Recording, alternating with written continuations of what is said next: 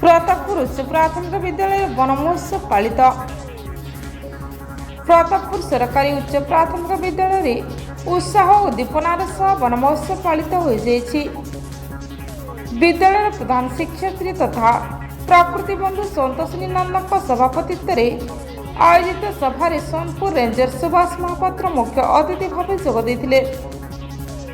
दयासरावणी योग ट्रस्ट प्रतिष्ठाता योगगुरु तथा प्रकृति बंधु ऋषिकेश देहुरी मुख्य वक्ता एवं ग्रामोत्थान स्वेच्छासेवी शिक्षक जयकृष्ण राउत सम्मानित अतिथि भाव जोगदे वृक्षरोपण वन संरक्षण और परिवेश सुरक्षार गुरुत्व संपर्क में उद्बोधन देथिले।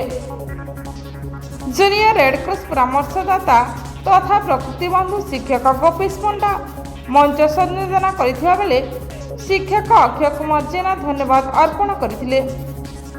शिक्षयित्री महेंद्र पंडा ग्रामर भक्त व्यक्ति हमसागर कठार अभिभाविका माने कार्यक्रम परिचालन में सहयोग करथिले।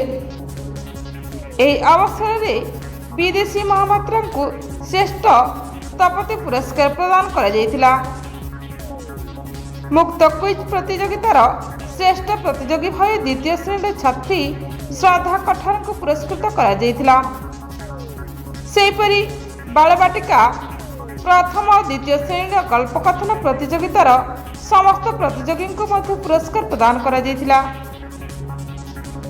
कार्यक्रम अन्यतम आकर्षण थिला स्वेच्छासेवी शिक्षक अमर महापात्र द्वारा लिखित और निर्देशित परिवेश सचेतनतामूलक संगीत गज गुटे पछे लगा एवं पथप्रांत नाटक गछ काटरिया या छात्र छात्री द्वारा परिवेशित होई उपस्थित दर्शकों मध्य परिवेश सचेतनतार वार्ता पहुंचाइथिला।